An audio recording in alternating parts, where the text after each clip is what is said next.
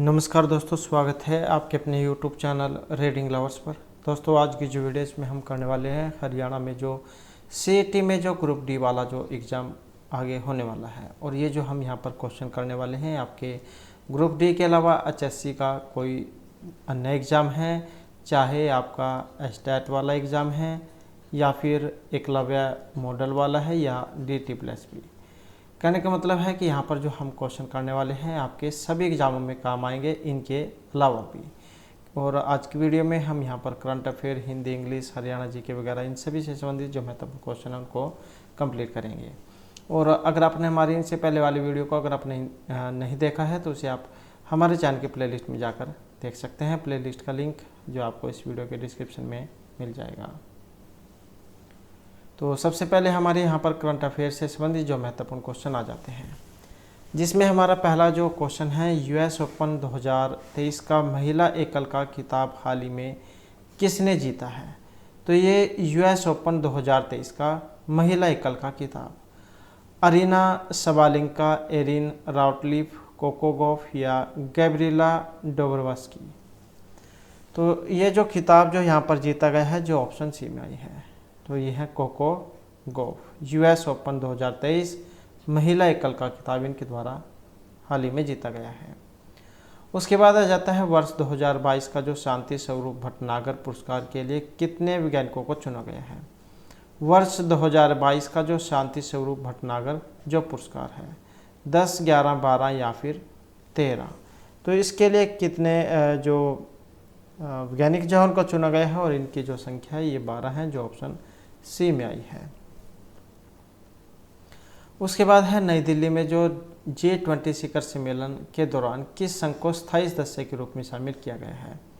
तो जैसा कि आपको पता है, हाल ही में 9-10 तारीख को G20 का शिखर सम्मेलन हुआ है। भारत ने पहली बार इसकी जो अध्यक्षता जो है वो की है।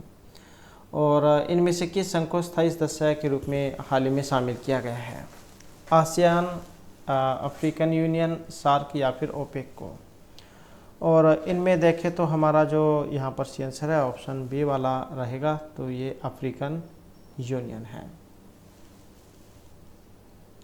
नेक्स्ट है सैफ U16 चैंपियनशिप 2023 का जो खिताब हाल ही में किस टीम ने जीता है? तो सैफ अंडर जो 16 है चैंपियनशिप 2023 का खिताब भारत, बांग्लादेश, भूटान या फिर पाकिस्तान ने। तो सैफ अंडर 16 चैंपियनशिप 2023 का खिताब, और ये जो टीम है ये भारत की है, जो यहाँ पर ऑप्शन ए में आई है। उसके बाद है एशियाई तटरक्षक एजेंसियों के प्रमुखों की जो बैठक कहाँ पर आयोजित की गई है? इस्तांबुल में, मुंबई, जकार्ता या फिर तेहरान में। तो ये एशियाई तटरक्षक एजेंसियों की जो प्रमुख बैठक है, और इसका जो आयोजन हुआ है ये इस्तांबुल में हुआ है, जो यहाँ पर ऑप्शन ए में है। उसके बाद आ जाता है नई दिल्ली में जो G20 शिखर सम्मेलन है, इसके दौरान भारत ने G20 की अध्यक्षता किस देश को सौंपी है? इंडोनेशिया, USA, जापान या ब्राज़ील को। और इसमें रहेगा ऑप्शन डी वाला। तो ये नेक्स्ट जो अगला जो G20 जो शिखर सम्मेलन होगा ये ब्राज़ील में होगा। उसके बाद है US ओपन 2023 का जो पुरुष एकल खिताब जीतने वाले नोवाक जोकोविच, ये किस देश के खिलाड़ी हैं? तो US ओपन जो 2023 का और पुरुष एकल का खिताब जीतने वाले नोवाक जोकोविच सर्बिया, स्पेन, बेलारूस या फिर जॉर्जिया के। और कहाँ के हैं? तो ये सर्बिया के हैं, जो यहाँ पर ऑप्शन ए में है। उसके बाद है भारत का पहला UPI ATM को किस पेमेंट सर्विस के द्वारा हाल ही में लॉन्च किया गया है? तो जैसे आप ATM का प्रयोग करते हैं डेबिट कार्ड का, तो अब जो जैसे आप मोबाइल से स्कैन करते हैं कोड को, तो इस तरीके से आप स्कैन करके भी अपनी जो पेमेंट जो उसको आप कर पाएंगे। तो ऐसा पहला ATM ये एक अभी हाल ही में लॉन्च किया गया है। तो ये एयरटेल पेमेंट बैंक है, हिटाची पेमेंट सर्विस, बजाज या आदित्य बिरला कैपिटल के द्वारा। तो ये कौन सी बैंक है, कौन सी मतलब इनमें से कंपनी है, सर्विस है, जिसके द्वारा इसको हाल ही में लॉन्च किया गया है? और ये है जो ऑप्शन बी में आई है, हिटाची पेमेंट सर्विस के द्वारा। तो आप जैसे मोबाइल से आप QR कोड स्कैन करते हैं, तो ऐसे आप जैसे स्कैन करके भी आप जो पेमेंट है उसको कर सकेंगे। नेक्स्ट है G20 शिखर सम्मेलन 2023 की जो थीम है इनमें से कौन सी है? One earth, one family, one future, global together, world is family, या इनमें से कोई सी भी नहीं। तो ये जो G20 शिखर सम्मेलन 2023 की जो थीम है ये ऑप्शन ए वाली है, one earth, one family, one future. और G20 से एग्ज़ाम में आपकी बारी क्वेश्चन जरूर आएंगे ही आएंगे, क्योंकि वेरी वेरी इंपॉर्टेंट है। नई दिल्ली में ये हाल ही में हुई है, पहली बार और अध्यक्षता यहाँ पर की है। उसके बाद है इंडिया जो पोस्ट है, इंडिया पोस्ट ने ई कॉमर्स निर्यात इकोसिस्टम को मजबूत करने के लिए किसके साथ साझेदारी की है? तो इंडिया पोस्ट ने ई कॉमर्स निर्यात इकोसिस्टम को मजबूत करने के लिए ईकार्ट, सीपर रॉकेट, ब्लू डार्ट या फिर अमेजन के साथ। तो ये जो साझेदारी जो की गई है ये सीपर रॉकेट के साथ की गई है, जो यहाँ पर ऑप्शन बी में है।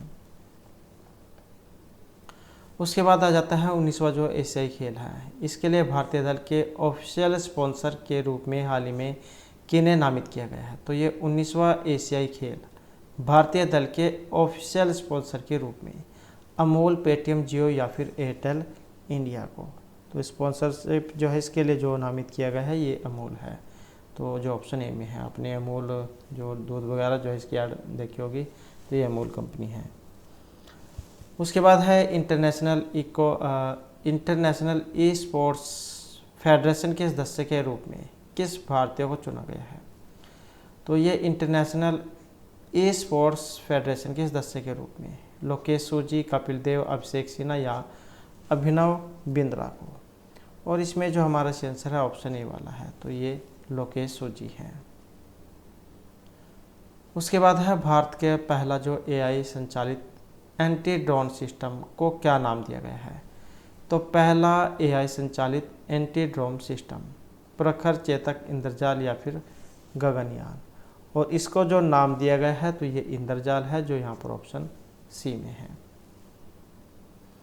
नेक्स्ट आ जाता है सिंगापुर के नए राष्ट्रपति के रूप में हाल ही में किन्हें चुना गया है? हलीमा याकूब, थर्मन शनमुगारत्नम, ली सीन लुंग या कोई से भी नहीं। तो सिंगापुर के नए राष्ट्रपति हाल ही में ये चुने गए हैं और इनका जो नाम है थर्मन शनमुगारत्नम है, जो यहाँ पर ऑप्शन बी में है। उसके बाद है कोटक महिंद्रा बैंक का जो अंतरिम प्रबंध निदेशक और सीईओ के तौर पर हाल ही में किन्हें नियुक्त किया गया है? तो कोटक महिंद्रा बैंक के अंतरिम प्रबंध निदेशक और सीईओ के तौर पर उदय कोटक, यशस्वी सिन्हा, दीपक गुप्ता या राजीव कपूर को। तो कोटक महिंद्रा के जो अंतरिम प्रबंध निदेशक और सीईओ जो हाल ही में नियुक्त किए गए हैं, इनका नाम दीपक गुप्ता है, जो यहाँ पर ऑप्शन सी में है।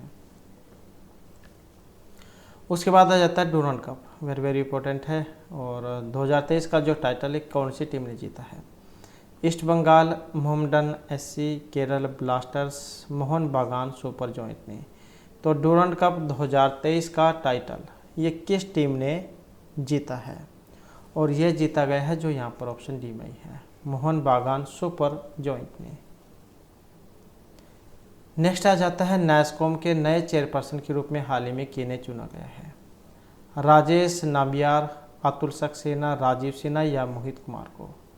तो नैस्कॉम के नए चेयरपर्सन के रूप में हाल ही में किन्हें चुना गया है? और ये बने हैं जो ऑप्शन ए में है, राजेश नाम्बियार। उसके बाद है कंबोडिया के नए प्रधानमंत्री के रूप में किन्हें नियुक्त किया गया है? हुन सेन, नरोडोम सिहामोनी, हुन मैनेट या कोई से भी नहीं। तो कंबोडिया के नए प्रधानमंत्री जो हाल ही में नियुक्त किए गए हैं और इनका नाम है हुन मैनेट, जो यहाँ पर ऑप्शन सी में है। उसके बाद आ जाता है हाल ही में लोकसभा सचिवालय ने किस नेता की लोकसभा सदस्यता बहाल कर दी है? पहले रोक लगी हुई थी इस पर। तो ये लोकसभा सचिवालय ने किस नेता की लोकसभा सदस्यता बहाल कर दी है? वरुण गांधी, राहुल गांधी, चिराग पासवान या फिर डिम्पल यादव की। और ये है राहुल गांधी, जो ऑप्शन बी में है। उसके बाद है किस भारतीय खिलाड़ी ने स्पेन में महिला टेनिस हार्ड कोर्ट स्पर्धा में युगल खिताब जीता है? तो ये कौन से भारतीय खिलाड़ी हैं जिन्होंने स्पेन में महिला टेनिस में हार्ड कोर्ट स्पर्धा में युगल खिताब जीता है? प्रार्थना थोम्बारे, अंकिता भांबरी, महक सिन्हा या अंकिता रैना। तो ये जो खिताब जीता गया है जो यहाँ पर ऑप्शन ए में है, प्रार्थना थोम्बारे के द्वारा। उसके बाद आ जाता है कौन सी भारतीय सबसे कम उम्र में तीरंदाजी में विश्व चैंपियनशिप के लिए चुनी गई है या बनी है। तो भारतीय है, सबसे कम उम्र की है और तीरंदाजी में विश्व चैंपियनशिप बनी है। नेहा बिष्ट, श्रेया सिन्हा, दीपिका कुमारी या अदिति स्वामी, और इनका नाम है अदिति स्वामी। तो ये भारतीय है और सबसे कम उम्र में तीरंदाजी में विश्व चैंपियनशिप बनी है। उसके बाद है नेशनल हैंडलूम डे, ये कब मनाया जाता है? 5, 6, 7 या फिर 8 अगस्त को। तो नेशनल हैंडलूम डे प्रतिवर्ष मनाया जाता है और ये मनाया जाता है 7 अगस्त को। उसके बाद है अमृत भारत स्टेशन योजना के तहत देश भर में कितने रेलवे स्टेशनों का आधुनिकीकरण किया जाएगा? तो ये जो अमृत भारत स्टेशन योजना है इसके तहत कितने रेलवे स्टेशन हैं जिनका आधुनिकीकरण किया जाएगा?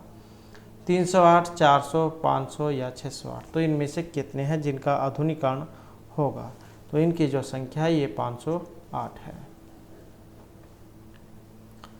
उसके बाद है नेशनल जेवलिन डे, ये प्रतिवर्ष कब मनाया जाएगा? ये कब मनाया जाता है? 6, 7, 8 या 9 अगस्त को नेशनल जेवलिन डे, और ये मनाया जाता है 7 अगस्त को। जेवलिन थ्रो के लिए आप जानती हैं नीरज चोपड़ा, जिन्होंने स्वर्ण पदक या जीता था। तो ये तो हमारे यहाँ पर करंट अफेयर से संबंधित महत्वपूर्ण क्वेश्चन थे, और अब हम यहाँ पर हमारा जो अन्य जो सब्जेक्ट है उसके जो महत्वपूर्ण क्वेश्चन है वो हम देख लेते हैं,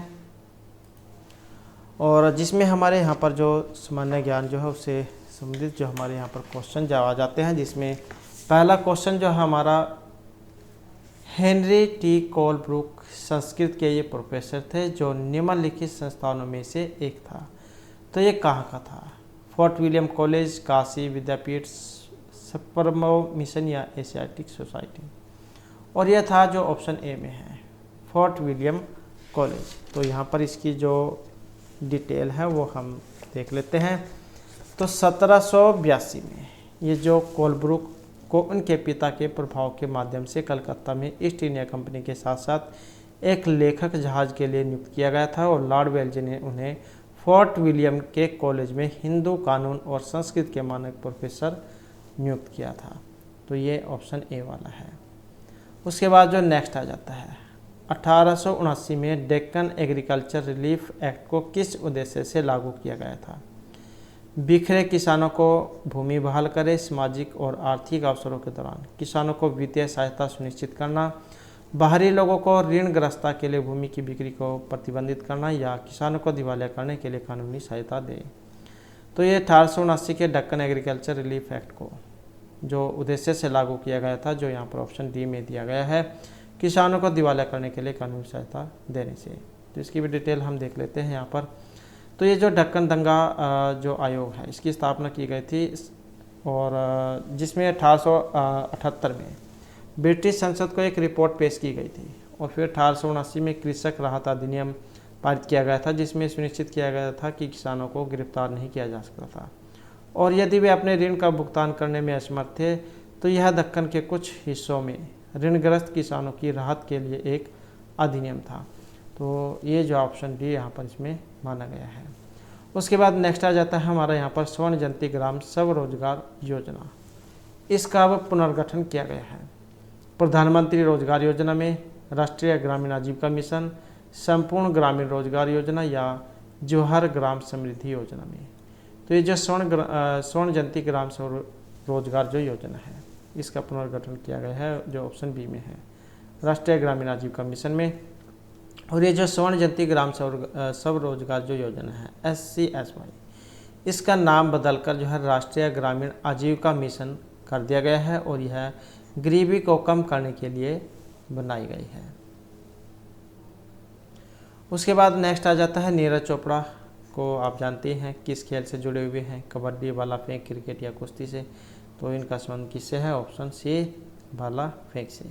और भारतीय ट्रैक और फील्ड एथलीट है जो भाला फेंक में प्रतिस्पर्धा करते हैं, जिनके द्वारा हाल ही में स्वर्ण और जो कांस्य पदक वो जीता गया है। उसके बाद जो नेक्स्ट आ जाता है, इनमें से कौन ऊर्जा का वाणिज्यिक स्रोत नहीं है। तो ऊर्जा का वाणिज्यिक जो स्रोत कौन सा नहीं है, कोयला, पेट्रोलियम, लकड़ी या प्राकृतिक गैस। और ये है ऑप्शन डी वाली लकड़ी। तो ये जो जलाऊ लकड़ी जो है, जलाने के लिए जो लकड़ी, जलाऊ लकड़ी, इसको छोड़कर सभी का उपयोग औद्योगिक स्तर पर ऊर्जा देने के लिए किया जाता है। उसके बाद है ताओइज्म दर्शन शास्त्र की एक प्राचीन परंपरा है और धार्मिक विश्वास गहराई से निहित है। ताइवान का रिवाज और दुनिया का नज़ारा, चीनी रिवाज और दुनिया का नज़ारा, जापानी रिवाज दुनिया का नज़ारा, वियतनामी रिवाज और दुनिया का नज़ारा। तो ये जो ताओइज्म दर्शन शास्त्र की एक प्राचीन परंपरा और धार्मिक विश्वास गहराई से निहित है, जिसका संबंध ऑप्शन बी से है। तो ये एक चीनी रिवाज है और दुनिया का नज़ारा इसको कहा गया है। तो ये जो ताओइज्म चीनी मूल की एक धार्मिक या दार्शनिक परंपरा है जो ताओ के साथ सद्भाव में रहने पर जोर देती है। उसके बाद है, इनमें से कौन सा मानव में एक आपातकालीन हार्मोन है। थायरोक्सिन, इंसुलिन, अधिवृक्क या प्रोजेस्टेरोन। तो मानव में एक आपातकालीन हार्मोन है जो ऑप्शन सी में है, अधिवृक्क। तो एड्रेनालाइन को आपातकालीन हार्मोन कहा गया है और क्योंकि यह त्वरित प्रक्रिया शुरू करता है जो व्यक्ति को तनाव के बारे में सोचने और प्रतिक्रिया करने के लिए बनाता है। उसके बाद है, दामिनी कोह को ब्रिटिश सरकार ने निम्नलिखित में से किस समुदाय को बसाने के लिए बनाया था। तो दामिनी कोह को ब्रिटिश सरकार ने संताली, मुंडास, उराव या सौरास। और ये था ऑप्शन ए वाला, संताली। तो ये जो दामिनी कोह जो है, इस संतालों को आवंटित भूमि थी और संताल भूमि पर रह सकते हैं और हल कृषि का अभ्यास कर सकते हैं। इस प्रकार उन्हें व्यवस्थित करने पर मदद मिलती है। तो ये जो दामिनी कोह जो है, इसका संबंध ये संताली से माना गया है।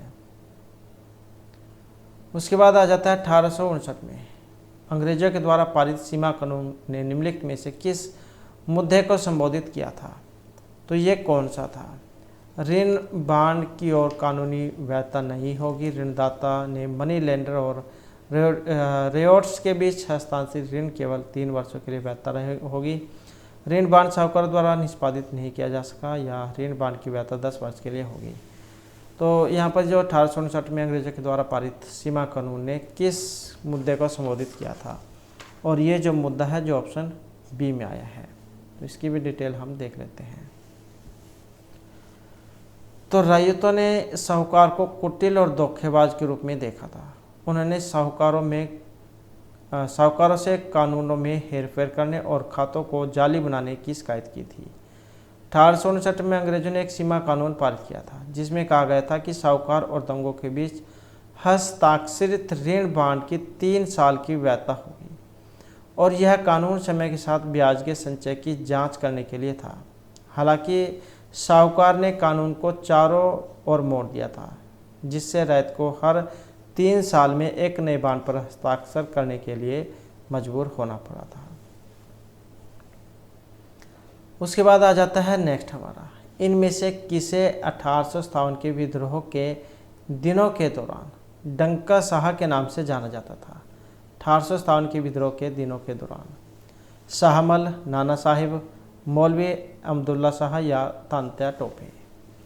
और ये थे जो ऑप्शन बी में है, मौलवी अहमदुल्ला शाह। तो इनके बारे में भी हम देख लेते हैं। तो दक्कन के कुतुब शाही परिवार के वंशज थे अहमदुल्ला शाह मद्रासी उर्फ डंका साहिब, जिनका समय 1789 से 1858 तक माना गया है, फैजाबाद में थे। जब मेरठ में सिपाहियों का उत्पीड़न हुआ, उन्होंने खुद को तब और वहां आंदोलन में फेंक दिया और यही कारण था कि उन्हें अहमदुल्ला शाह फैजाबाद के नाम से जाने लगा। उसके बाद 1856 का सारांश निपटान निम्नलिखित में से किस धारणा पर आधारित था। तालुकदार जमीन के असली हकदार थे। तालुकदार जमीन में बिना किसी स्थायी दाव के इंटरपोलर थे, ताल्लुकदार किसानों को भूमि से बेदखल कर सकते थे, या फिर इनमें से कोई सा भी नहीं। तो यहाँ पर जो इसमें माना गया है ऑप्शन बी को, कि ताल्लुकदार जमीन में बिना किसी स्थायी दाव के इंटरपोलर थे। तो यहाँ पर इनकी भी बारे में जान लेते हैं। तो ब्रिटिश भूमि राजस्व नीति ने ताल्लुकदारों की स्थिति और अधिकार को कम कर दिया था। अनुलग्नक के बाद 1856 के सारांश निपटान के रूप में जाना जाने लगा। तो सारांश निपटान के रूप में जाने जाने वाला पहला ब्रिटिश राजस्व समझौता इस धारणा पर आधारित था कि ताल्लुकदार जमीन में कोई स्थायी दाव के साथ वार्ताकार नहीं थे। उन्होंने बल और धोखाधड़ी के माध्यम से भूमि पर अपनी पकड़ स्थापित की थी। उसके बाद जो नेक्स्ट है, इंटरस्टेट काउंसिल की स्थापना 1990 में किसकी सिफारिश पर की गई थी? पंची आयोग, सरकारी आयोग, राज मन्नार आयोग या मुंगेरी लाल आयोग? तो इंटरस्टेट काउंसिल की स्थापना 1990 में, और यह की गई थी सरकारी आयोग के सिफारिश पर। तो इनकी भी डिटेल देख लेते हैं। तो अंतर्राज्य परिषद की स्थापना 1990 में सरकारी आयोग की सिफारिश के बाद की गई थी, और परिषद की संवैधानिक जड़ें अनुच्छेद 263 में पाई जानी है, जो ये सिफारिश करती है कि भारत के राष्ट्रपति संघीय मुद्दों से निपटने के लिए इस तरह की परिषद की स्थापना करते हैं। उसके बाद है, निम्नलिखित में से कौन सा न्यायालय या ट्रिब्यूनल के आदेश को रद्द करने के लिए जारी किया जाता है? तो कौन सा न्यायालय या ट्रिब्यूनल के आदेश को रद्द करने के लिए जारी किया जाता है? मंडामस, क्वो वारंटो, निषेध या सर्टिफारी? और यहाँ पर देखें तो जो ऑप्शन डी में है, तो ये सर्टिफारी है। तो प्रमाणिकता की एक रीट को एक अवर न्यायालय या न्यायाधिकरण द्वारा अधिकार क्षेत्र में पारित आदेश को रद्द करने के लिए जारी किया जाता है। निषेध आज्ञा का एक मामला एक अवर न्यायालय या ट्रिब्यूनल को एक ऐसे मामले की सुनवाई के साथ आगे बढ़ने से रोकने के लिए जारी किया जाता है जिसमें उसने अधिकार क्षेत्र की अधिकता मान ली है। उसके बाद है, भारत के संविधान की मूल संरचना को बदलने की शक्ति के बारे में इनमें से कौन सा कथन सही है? तो भारतीय संविधान की मूल संरचना को बदलने की शक्ति के बारे में, यह संसद की संशोधित शक्तियों के दायरे से बाहर है, लोगों द्वारा प्रयोग किया जा सकता है, हालांकि एक संविधान सभा में प्रतिनिधि के द्वारा। यह संसद की एक घटक शक्तियों के अंतर्गत आता है। तो यहाँ पर जो इसमें कौन सा माना गया है, कोर्ट वाला या यहाँ पर एक क्वेश्चन है, और यहाँ पर जो इसमें माना गया है ऑप्शन रहेगा ये वाला। तो इसमें 1 और 3 को माना गया है। तो संसद जो है उन प्रावधानों को संशोधित नहीं कर सकती है जो संविधान की मूल संरचना बनाते हैं। केशवानंद भारतीय मामले में सर्वोच्च न्यायालय द्वारा शासित था, और 1973 भारतीय संविधान की मूल संरचना को परिभाषित नहीं किया गया है, लेकिन अनुसूचित जाति के अनुसार मूल संरचना विकसित की जा सकती है लेकिन नष्ट नहीं की जा सकती, इसलिए यह संसद की घटक शक्तियों के अंतर्गत आता है। इसलिए 1 और 3 दोनों ही यहाँ पर सही हैं। उसके बाद है, जब आपातकाल का उद्घोष चल रहा है तो सभी मौलिक अधिकारों के प्रवर्तन के लिए न्यायालय को हस्तांतरित करने का अधिकार निलंबित है सिवाय एक के, और वो कौन सा है? जो ऑप्शन ए में आया है, अनुच्छेद 20 और अनुच्छेद 21। तो अपराधों के लिए दोषसिद्धि के संबंध में सुरक्षा का अधिकार अनुच्छेद 20 और जीवन का अधिकार और व्यक्तिगत स्वतंत्रता अनुच्छेद 21 आपातकाल के दौरान भी लागू रहने योग्य है। उसके बाद है, फसलों के रोटेशन आवश्यक है। विभिन्न प्रकार की फसलों को प्राप्त करने के लिए, मिट्टी की उर्वरकता को बढ़ाने के लिए, प्रोटीन की मात्रा कम करने के लिए या खनिजों की मात्रा को बढ़ाने के लिए, तो रोटेशन जरूरी है। और इसमें देखें तो ऑप्शन जो है बी वाला यहाँ पर रहेगा, मिट्टी की उर्वरकता को बढ़ाने के लिए। जैसे फसल बदल बदल कर बोना, जैसे गेहूँ हो गई, उसके बाद धान हो गई और गन्ना हो गया, या जो दालें वाली फसल हैं। तो इस प्रकार के जो फसल बदल बदल कर जो बोई जाती है। तो कीट और बीमारी को नियंत्रित करने के लिए भी फसल के रोटेशन का उपयोग किया जाता है, और समय के साथ मिट्टी में जो उसकी उपजाऊ शक्ति है उसको बढ़ाने के लिए भी इसका प्रयोग किया जाता है। उसके बाद है एमनेस्टी इंटरनेशनल क्या है? एक पशु अधिकार संरक्षण संगठन है, मानव अधिकार संगठन है, शांति या पर्यावरण संरक्षण संगठन है। तो ये जो एमनेस्टी इंटरनेशनल क्या है, और इसमें रहेगा ऑप्शन बी, तो ये एक मानव अधिकार संगठन है। तो एमनेस्टी इंटरनेशनल दुनिया का सबसे बड़ा मानवाधिकार संगठन है। मानवाधिकारों के गंभीर उल्लंघन को रोकना जैसे भौतिक और अधिकारों को मानसिक अखंडता, विवेक और व्यक्ति पर स्वतंत्रता और स्वतंत्रता भेदभाव से जो इसका संबंध है। उसके बाद आ जाता है नेक्स्ट हमारा, निम्न में से कौन उच्च न्यायालय और सर्वोच्च न्यायालय दोनों के अधिकार क्षेत्र में आता है? संविधान के उल्लंघन के खिलाफ संरक्षण, मौलिक अधिकारों का संरक्षण, केंद्र राज्य के बीच विवाद या राज्यों के बीच विवादों में अंतर। तो यहाँ पर जो है कौन सा उच्च न्यायालय और सर्वोच्च न्यायालय दोनों के अधिकार क्षेत्र में आता है, जो ऑप्शन बी में है, मौलिक अधिकारों का संरक्षण। उसके बाद आ जाता है नेक्स्ट हमारा, और यहाँ पर जो सूची का आपने मिलान करना है। मिलान करने में ऑप्शन बी जो है इसको माना गया है। तो जैसे क्लोरोफिल जो है इसका संबंध है ऑप्शन 2 से। प्रकाश क्लोरोफिल जो होता है प्रकाश संश्लेषण वर्णक से है, और नोस्टॉक का संबंध जो पौधों की सतह से पानी का नुकसान, और वाष्पोत्सर्जन का संबंध जो है ऑप्शन 3 डाइजोट्रोफ, और क्योंकि जंग जो बीमारी है ये ऑप्शन ए रहेगा पादप रोग। नेक्स्ट आ जाता है अफड़ा विषाक्त पदार्थ द्वारा उत्पादित होता है, शैवाल, कवक, वायरस या जीवाणु। तो अफड़ा विषाक्त पदार्थ द्वारा उत्पादित होता है जो ऑप्शन सी में है, तो ये कवक है। एफ्लैक्सोटॉक्सिन एक कवक के द्वारा निर्मित जहर है जिसे एस्परगिलस फ्लाक्स कहा जाता है, और कवक मिट्टी और मृत पदार्थों में रहता है। उसके बाद जो हमारे यहाँ पर जो सामान्य हिंदी जो है इससे संबंधित जो हमारे क्वेश्चन हैं ये आ जाते हैं, और जिसमें जो हमारे यहाँ पर पहला जो क्वेश्चन है, स्वरों का जो रूप व्यंजनों के साथ जोड़ा जाता है उसे कहते हैं मात्रा, वर्णमाला, उच्चारण स्थान या आगत वर्ण। तो स्वरों का जो रूप व्यंजनों के साथ जोड़ा जाता है और उसको क्या कहेंगे, तो उसको कहा जाएगा मात्रा, जो यहाँ पर ऑप्शन ए में है। और अन्य शब्दों में स्वरों के बदली हुए स्वरूप को मात्रा कहते हैं। उसके बाद आ जाता है नेक्स्ट, इनमें से कौन से शब्द की वर्तनी अशुद्ध है? तो यहाँ पर इनमें से एक अशुद्ध है, और जो ऑप्शन यहाँ पर डी में है, क्योंकि उज्ज्वल जो होता है ऐसे जाइए बनता है उज्ज्वल। जहाँ कहीं भी आपको ये इस प्रकार के डबल अक्षर दिखाई दे तो उसमें पहले वाला आता होगा, दूसरे वाला पूरा होगा। यहाँ पर जैसे ये देख सकते हैं इसमें। उसके बाद है किस शब्द में वृद्धि हुई है?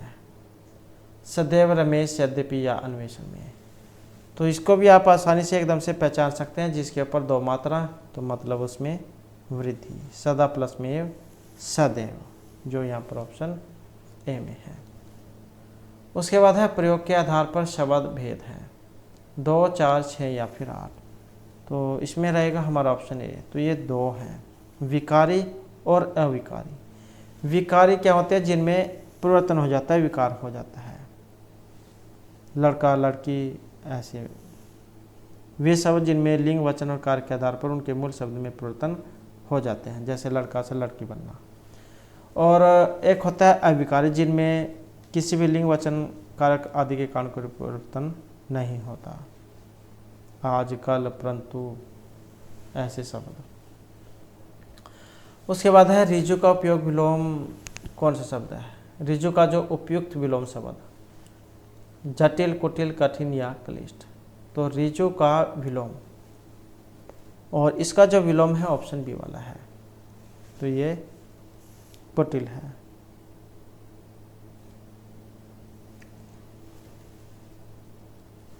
उसके बाद दांतों वाली अंगुली दबाना, जो मुहावरा, इसका अर्थ कौन सा है? आश्चर्य प्रकट करना, भयभीत होना, दर्द होना या अत्यंत लज्जित होना। तो दांतों तले उंगली दबाना का जो यहाँ पर अर्थ है, और ये ऑप्शन ए से है, आश्चर्य प्रकट करना। जब एक गरीब छात्र ने IAS की परीक्षा पास कर ली तो सब दांतों तले उंगली दबाने लगे। उसके बाद है कौन सा शब्द भाववाचक नहीं है? पांडित्य, माधुर्य, महानता या बुद्धिमान। तो भाववाचक एक नहीं है, और इनमें जो नहीं है जो ये ऑप्शन बी में आया है, बुद्धिमान, एक गुणवाचक विशेषण का उदाहरण है।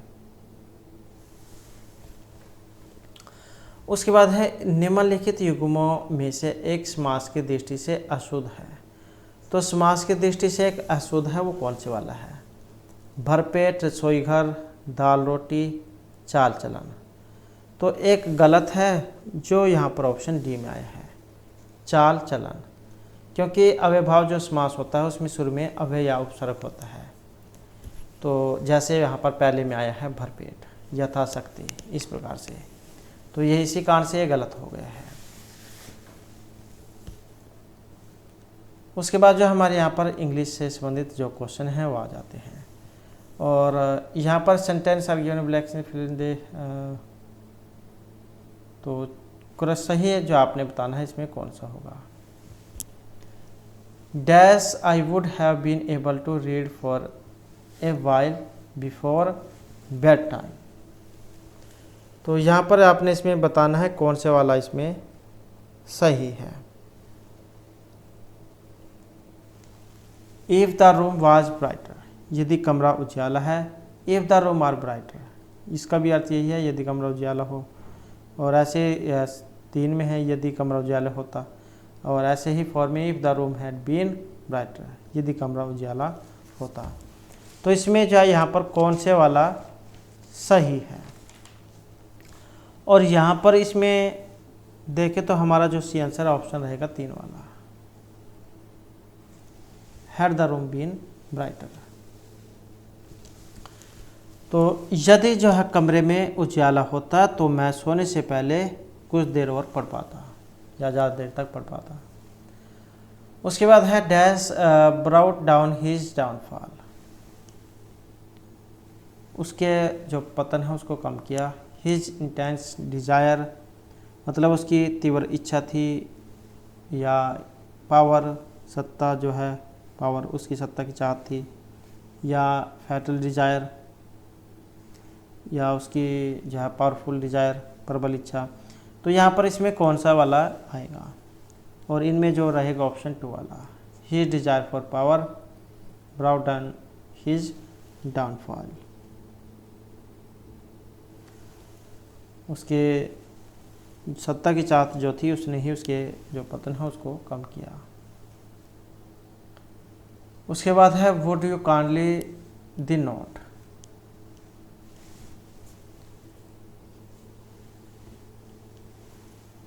तो यहाँ पर जो इसमें क्या आएगा? जैसे खोलना है, और ब्रेक टूटना कह देते हैं, ओपन खोलना, खुला, या लूज ढीला। और इसमें जो हमारा यहाँ पर सी आंसर है ऑप्शन रहेगा ये वाला, नाइट जो इसका रहेगा। कृपया आप जो गांठ खोलें, या क्या आप गांठ खोल सकते हैं। उसके बाद है some part of this sentence have error and some are correct, find out which part of sentence has an error. तो इसमें एक में गलती है और कौन से में है तो वही आपने बतानी है। The seed of all the modern lie in a science no error, और यहाँ पर जो इसमें माना गया है, ऑप्शन रहेगा 3 वाला। तो लाइज इन साइंस जो है इसी में यहाँ पर गलती है। उसके बाद है of the two answer this is definitely better या नो एरर, और इसमें है ऑप्शन 3 में बेटर में। उसके बाद है करेक्ट सही जो शब्द है वो आपने बताना है। फोरकास्ट मतलब इसकी सही स्पेलिंग कौन सी वाली है, और इसकी जो यहाँ पर सही स्पेलिंग है ऑप्शन जो है 1 में फोरकास्ट।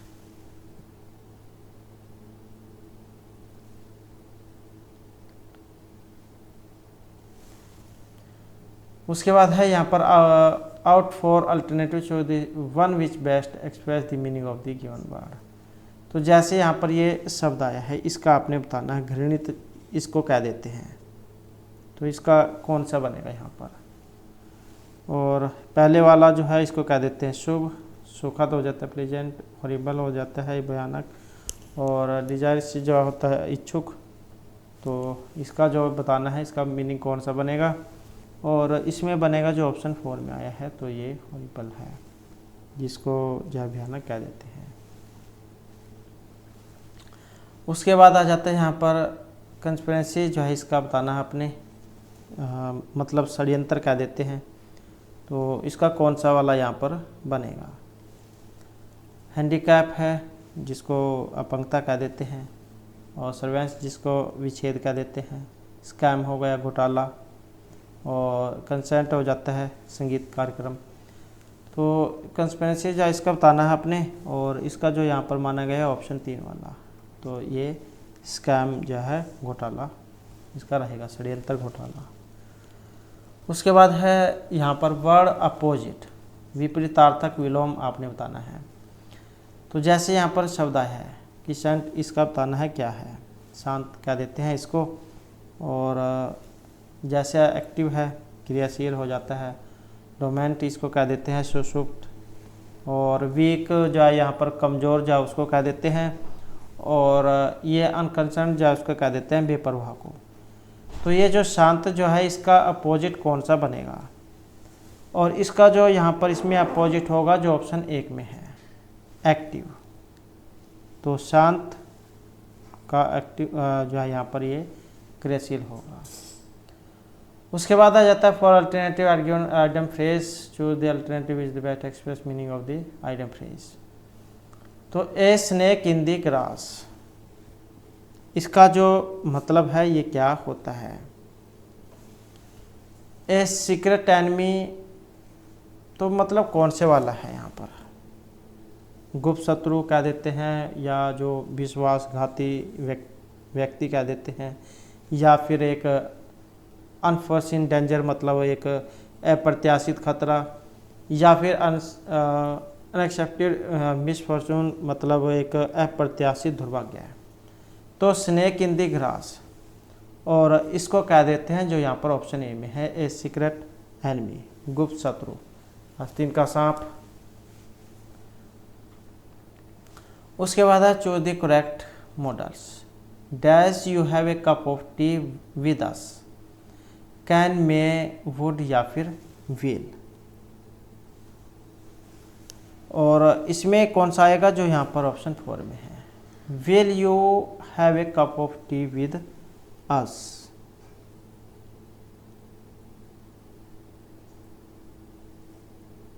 क्या आप हमारे साथ एक चाय पी सकते हैं, will you have a cup of tea with us. उसके बाद है you dash have your own hair cut, तो विल शैल कैन या फिर मस्ट, और इसमें कौन सा आएगा जो यहाँ पर ऑप्शन 4 में है must. You must have your own hair cut.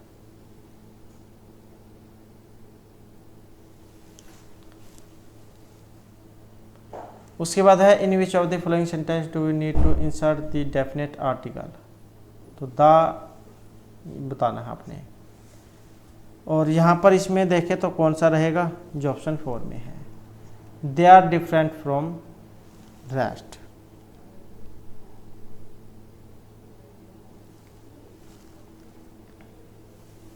They are different from rest, मतलब ये जो वाक्यों से अलग है, भिन्न है। उसके बाद है यहाँ पर choose the correct passive construction of the sentence. तो इसमें बताना है कौन सा यहाँ पर बनेगा।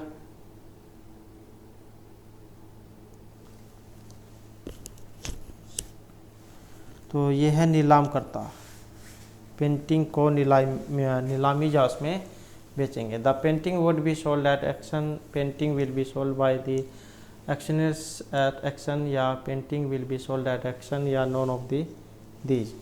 और यहाँ पर जो इसमें माना गया है जो ये ऑप्शन 3 में है, the painting will be sold at auction. Painting जो है नीलामी में बेची जाएगी। और इसके बाद जो हमारे यहाँ पर जो हरियाणा के जो सामान्य ज्ञान से संबंधित जो महत्वपूर्ण क्वेश्चन है वो आ जाते हैं। और जिसमें जो हमारा यहाँ पर पहला जो क्वेश्चन है, हरियाणा जो तिलक साप्ताहिक पत्रिका जो है हरियाणा के कौन से ज़िले से ये प्रकाशित होती है? फरीदाबाद, गुरुग्राम, पानीपत या फिर रोहतक से। और ये होती है रोहतक से। और ये जो पंडित श्री राम शर्मा जो है इन्होंने वर्ष 1923 में रोहतक से हिंदी और उर्दू भाषा में साप्ताहिक पत्रिका हरियाणा तिलक निकाली थी, जो लगभग 50 वर्षों तक प्रकाशित होती रही थी। उसके बाद है प्रसिद्ध कुरुक्षेत्र युद्ध, इनमें से डैश के सिंहासन के लिए लड़ा गया था? इंद्रप्रस्थ, गांधार, हस्तिनापुर या फिर यदु के लिए। और इसका जो संबंध है ऑप्शन रहेगा बी से। तो कुरुक्षेत्र का जो युद्ध था महाभारत में, जो हस्तिनापुर है उसके सिंहासन के लिए लड़ा गया था।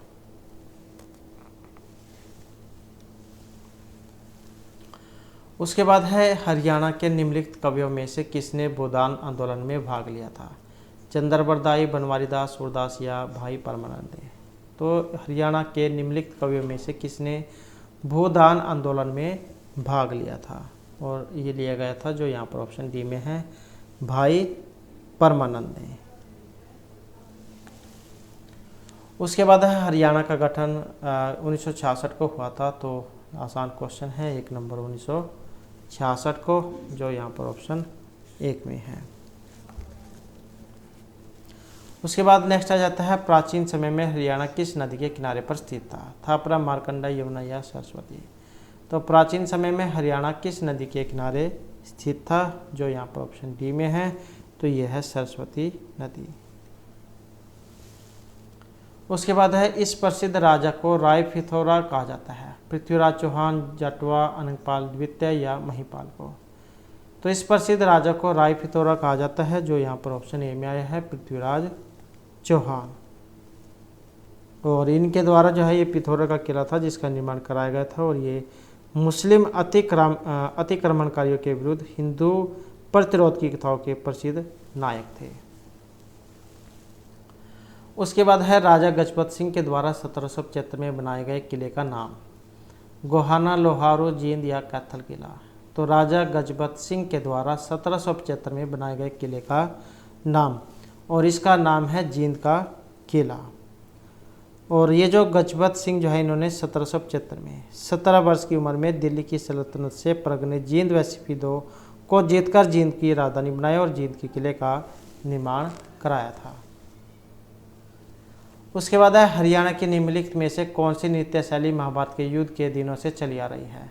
सांग, डफ, धमाल या खोड़िया। और यहाँ पर इसमें देखें तो ऑप्शन रहेगा बी वाला। तो ये धमाल नृत्य है जो महाभारत काल से चला रहा है। उसके बाद आ जाता है कलसिया के राजा ने हरियाणा के शहर में किला बनवाया था?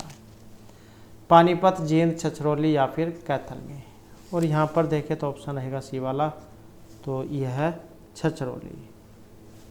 और छछरौली जो है इसको हरियाणा का चेरापूंजी भी कहा जाता है क्योंकि यहाँ पर ज़्यादा वर्षा होती है। उसके बाद है संत गरीबदास हरियाणा के किस जिले से संबंध रखते थे? रेवाड़ी, अम्बाला, झज्जर या फरीदाबाद से। तो संत गरीबदास, और इनका जो संबंध है ये झज्जर से है। उसके बाद है अम्बाला और कैथल जिले की मिट्टी का रंग कैसा है? लाल, काला, पीला धूसर या पीला भूरा? तो अम्बाला और कैथल की मिट्टी का रंग, और इनकी मिट्टी का जो रंग है ये पीला भूरा रंग का है। उसके बाद है गुरुग्राम को इनमें से जोड़ने वाला रेल मार्ग हरियाणा के सबसे पुराने और सबसे बड़े जंक्शनों में से एक है। सोनीपत, दादरी, रेवाड़ी या फिर नरवाना? तो गुरुग्राम को इनमें से जोड़ने वाला रेल मार्ग, और यहाँ पर जो आया है ऑप्शन ए वाला, तो ये सोनीपत है। उसके बाद है दमदमा हरियाणा में डैश का नाम है? सबसे ऊंची पर्वत चोटी का है, लंबी नदी है, बड़ी झील है या सबसे बड़ा टाइगर रिजर्व है? तो दमदमा क्या है और ये कहाँ पर है? तो इसमें जो हमारा सी आंसर है ऑप्शन सी वाला रहेगा। तो दमदमा क्या हरियाणा में एक सबसे जो बड़ी झील है उसका ये नाम है, जो गुड़गांव के सोना जो स्थान है वहाँ पर है, और क्या है एक ये प्राकृतिक झील है और अरावली की पहाड़ियों से घिरी हुई है। उसके बाद है हरियाणा में निम्नलिखित में से कौन सा बांध है? विहार, तुलसी, ओट्टू या अस्थि? तो हरियाणा में बांध है इनमें से एक, और जो ऑप्शन बी में है तो ये ओट्टू बांध है, जो घग्गर हाकरा नदी जो है इस पर है। उसके बाद हरियाणा का राजकीय जो है पक्षी यहाँ पर कौन सा है? ऑप्शन सी काला तितर, वृक्ष पीपल, पुष्प कमल। उसके बाद है हरियाणा वन विकास निगम HFDC लिमिटेड की स्थापना हुई थी? जनवरी 1989, मार्च, दिसंबर या अप्रैल में? तो हरियाणा वन विकास निगम की, और यहाँ पर रहेगा ऑप्शन डी, तो यह हुई थी दिसंबर 1989 में, 7 दिसंबर और 1989 में। मुख्यालय कहाँ पर है? पंचकुला में। उसके बाद है हरियाणा पंचायती राज अधिनियम 1994 के संदर्भ में सही उत्तर आपने बताना है। धारा 263 प्राधिकरण के अभिलेखों के सबूत के तरीके से संबंधित है, 264 छूट से संबंधित है, 276 पुलिस के साथ प्राधिकरण के संबंध से संबंधित है, यह धारा 273 प्रमाणीकरण से संबंधित है? तो हरियाणा पंचायती राज अधिनियम 1994 के संबंध में सही उत्तर कौन सा है? जो यहाँ पर ऑप्शन सी में है, धारा 276 पुलिस के साथ प्राधिकरण के संबंध से संबंधित है। उसके बाद है हरियाणा के किस मुख्यमंत्री का कार्यालय में सबसे लंबा कार्यकाल इनमें से रहा है? तो कौन सा मुख्यमंत्री है जिसका कार्यालय मतलब जिसका जो समय है वो सबसे लंबा रहा है? हुकम सिंह, पंडित भगवत दयाल शर्मा, बंसीलाल या फिर राव वीरेंद्र सिंह? और इनमें जो कार्यकाल माना गया है ऑप्शन सी वाले बंसीलाल का। तो ये हरियाणा में 4 बार जो है 1968 में, 72 में, 86 में और 96 में मुख्यमंत्री हरियाणा के रहे हैं। नेक्स्ट है निम्नलिखित में से कौन सा रोग पशुधन के बीच बहुत आम है, मतलब ज़्यादा हो जाता है? ब्रुसेलोसिस, मुंह पका या खुर पका रोग, ए और बी दोनों या कोई सभी नहीं? तो पशुओं में आम ज़्यादा देखने को मिल जाता है, या ज़्यादातर कह सकते हैं कि होने वाला रोग है, जो ऑप्शन सी में है। तो ये ब्रुसेलोसिस और मुंह और खुर जायज़ की बीमारी होती है। नेक्स्ट आ जाता है हरियाणा की वाणिज्यिक फसल कौन सी है? आलू, कपास, गन्ना या सूरजमुखी? तो वाणिज्यिक फसल है यहाँ पर जो ऑप्शन सी में है, तो ये कपास को माना गया है।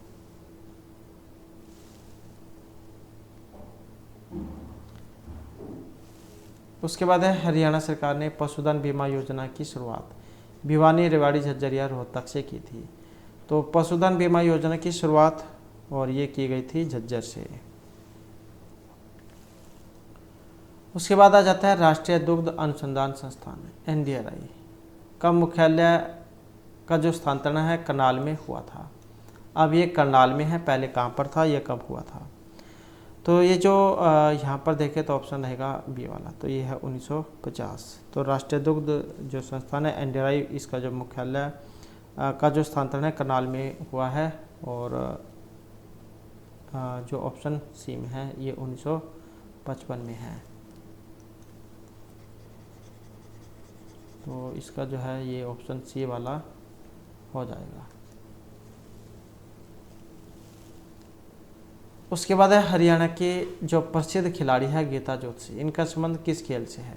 जिम्नास्टिक, दौड़, बैडमिंटन या फिर टेनिस से? तो प्रसिद्ध खिलाड़ी है गीता जोशी, जिनका जो संबंध है ये दौड़ से माना गया है। उसके बाद है हरियाणा में खेल के क्षेत्र में वर्ष 2019 के लिए पद्मश्री पुरस्कार मिला था युवराज, दीपा मलिक, बजरंग पुनिया या साक्षी मलिक को। और ये जो पुरस्कार मिला था ऑप्शन बी में है जो बजरंग पुनिया। उसके बाद है हरियाणा के कौटिल्य पंडित को किसने ग्लोबल चाइल्ड प्रोडिजी अवार्ड 2020 से सम्मानित किया था? तो ये कौटिल्य पंडित जिनको जहाँ ग्लोबल चाइल्ड प्रोडिजी अवार्ड 2020 से सम्मानित किया गया था, तो ये सम्मानित करने वाले जो है यहाँ पर इनमें से ऑप्शन सी तो ये थी किरण बेदी,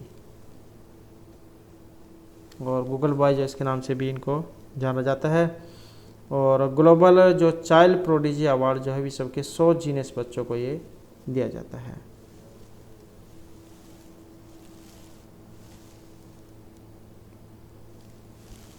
उसके बाद है हरियाणा के किस जिले को बुनकरों की नगरी कहा जाता है? जींद, अंबाला, कुरुक्षेत्र या पानीपत को?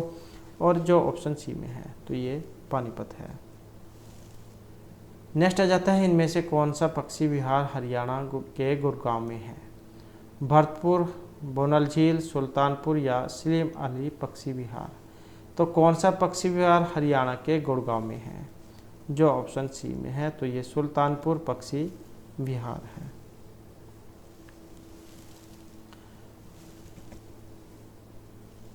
नेक्स्ट आ जाता है 2011 के भारतीय वन सर्वेक्षण के अनुसार हरियाणा का कौन सा जिला सबसे अधिक वन आच्छादित है? मतलब 2011 के अनुसार सबसे ज़्यादा जो पेड़ पौधे वन हैं ये कहाँ पर हैं? पंचकुला, पानीपत, गुड़गांव या फतेहाबाद में? और इनमें जो माना गया है जो ये ऑप्शन ए में है तो ये पंचकुला में है। उसके बाद है हरियाणा में निम्नलिखित में से कौन सी जो है बेटी बचाओ बेटी पढ़ाओ अभियान की नोडल एजेंसी है? स्वास्थ्य एवं परिवार कल्याण, महिला एवं बाल विकास, मानव संसाधन या सूचना मंत्रालय? तो बेटी बचाओ बेटी पढ़ाओ अभियान की नोडल एजेंसी कौन सी है?